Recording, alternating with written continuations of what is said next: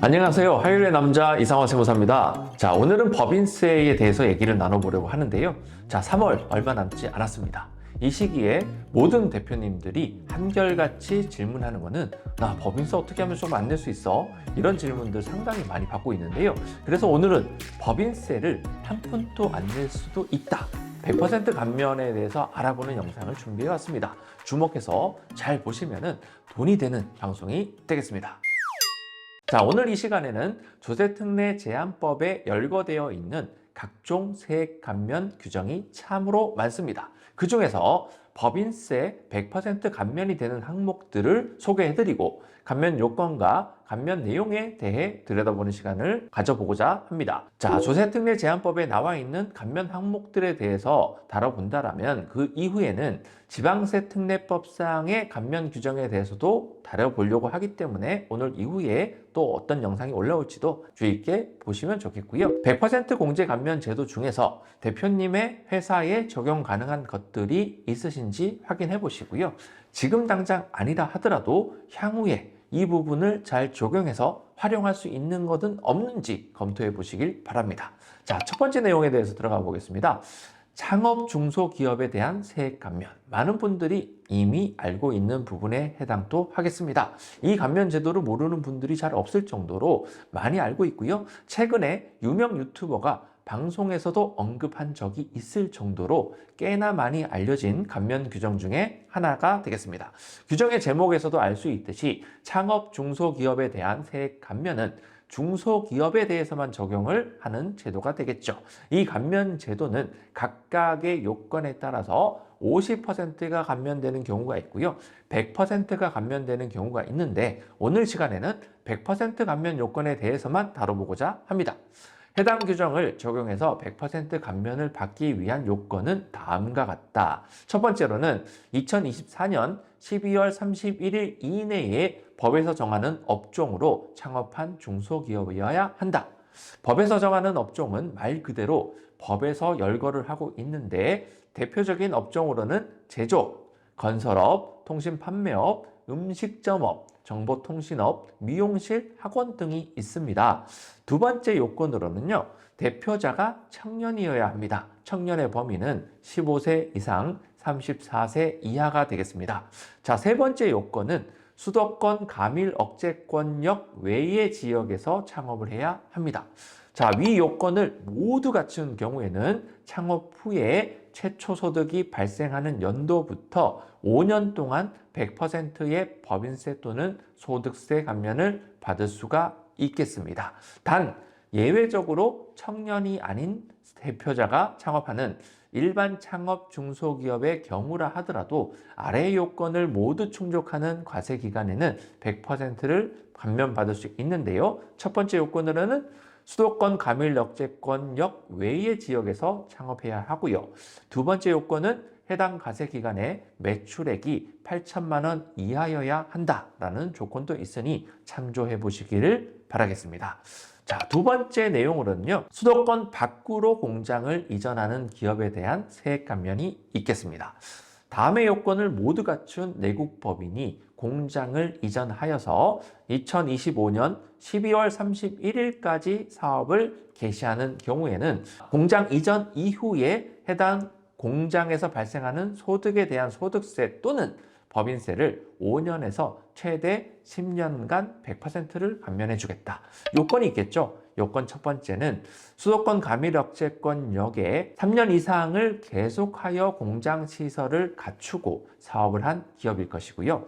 두 번째 요건은 공장 시설 전부를 수도권 밖으로 다음의 요건을 모두 갖추어서 이전을 할 것을 예를 들고 있고요. 첫 번째 요건으로는 수도권 밖으로 공장을 이전하여 사업을 개시한 날로부터 2년 이내에 수도권 가밀 억제권역 안의 공장을 양도하거나 전부 철거 또는 폐쇄할 것 이렇게 규정을 두고 있고 또 다른 요건으로는 수도권 가밀 억제권역 안의 공장을 양도 또는 폐쇄한 날로부터 2년 이내에 수도권 밖에서 사업을 개시할 것, 공장 신축의 경우에는 3년 이내에 사업을 개시할 것 이렇게 규정을 두고 있습니다.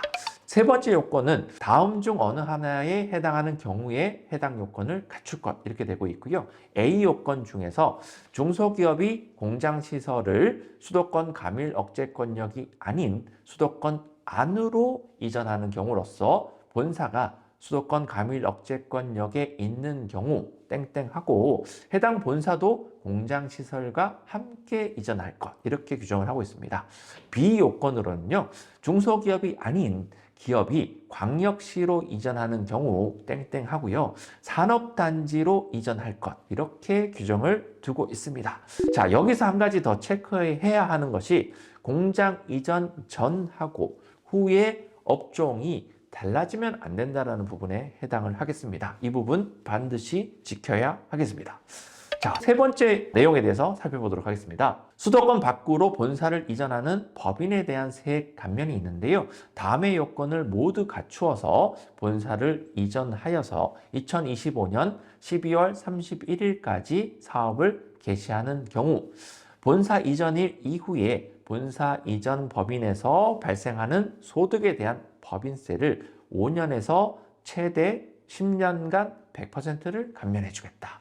자, 요건이 세 가지가 나오고 있습니다. 첫 번째 요건으로는 수도권 가밀억제권역에 3년 이상 계속하여 본사를 둔 법인일 것. 두 번째 요건은 본사를 수도권 밖으로 다음 중에 어느 하나의 요건을 갖추어서 이전을 하라고 하는데요. A 요건으로는 수도권 밖으로 본사를 이전하여서 사업을 개시한 날로부터 2년 이내에 수도권 가밀억제권역 안에 본사를 양도하거나 본사 외의 용도로 전환할 것. B의 요건으로는 수도권 가밀억제권역 안에 본사를 양도하거나 본사 외의 용도로 전환한 날로부터 2년 이내에 수도권 밖에서 사업을 개시할 것. 본사 신축의 경우에는 3년 이내라고 시간을 조금 더 줬습니다.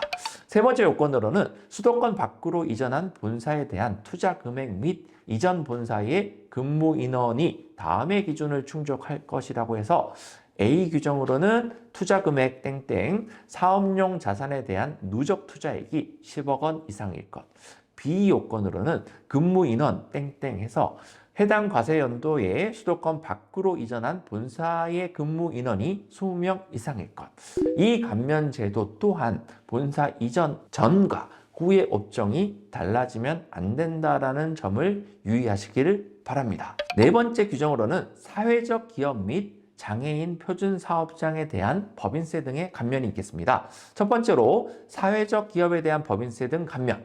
사회적 기업 육성법에 따라서요. 2025년 12월 31일까지 사회적 기업으로 인증받은 내국인에 대해서는 해당 사업에서 최초로 소득이 발생한 과세연도 포함해서 3년 동안 소득세를 100% 감면하고 그 이후에 2년 동안은 50% 감면.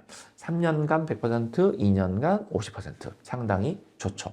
사회적 기업에 대한 법인세 감면도 있기 때문에 이 부분에 대해서 문의하시는 분도 상당히 많이 있습니다. 여러분들도 한번 체크해 보시기 바라고요.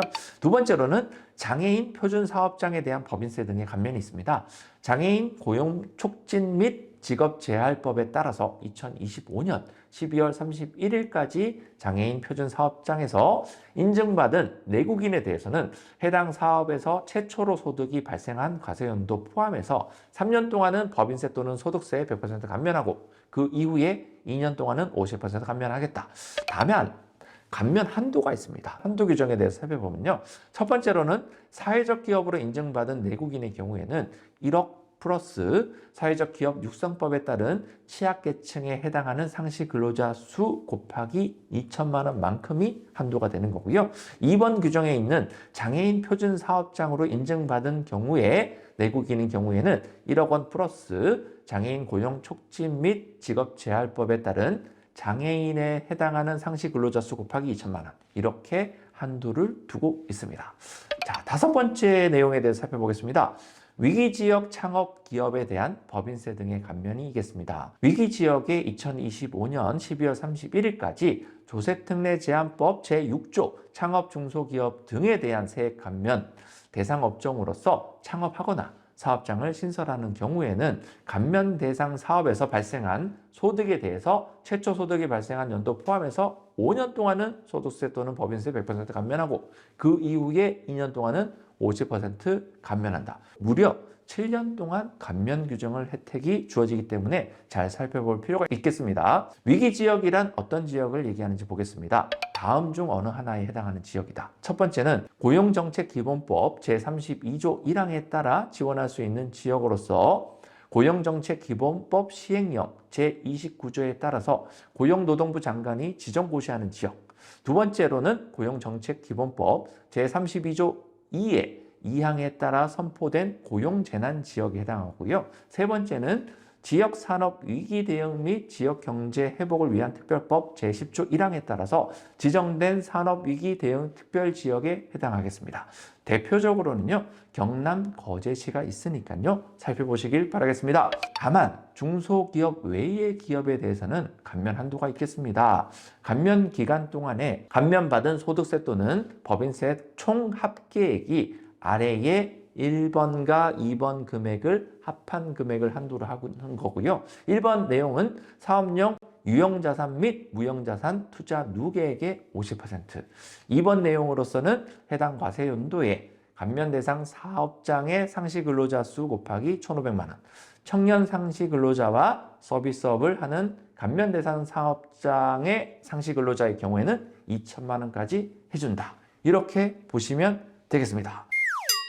자, 조세특례제한법상 100% 감면 규정은 더 있습니다. 더 있는데 이 내용들을 다 열거하기에는 너무나 방대하고 여러분들한테 해당 내용이 일치한다라고 보여지는 부분 중에서 그래도 중요하다라고 생각되는 대표적인 항목들을 추려서 가져왔습니다. 이 100% 감면이 되는 항목들은 최저한세라고 있습니다. 7%만큼은 원래 세금을 내야 되는데 이 부분까지도 뚫고 모든 금액을 감면해 주기 때문에요. 굉장히 파워풀한 세제 혜택입니다. 그렇기 때문에 적용 가능 여부에 대해서 검토가 반드시 필요한 부분으로 보여지는 거고요. 향후 법인세 감면을 위한 의사결정에 있어서도 고려를 해보시길 바라겠습니다. 오늘 준비한 내용은 여기서 마치도록 하고요. 저는 이상화 세무사였습니다.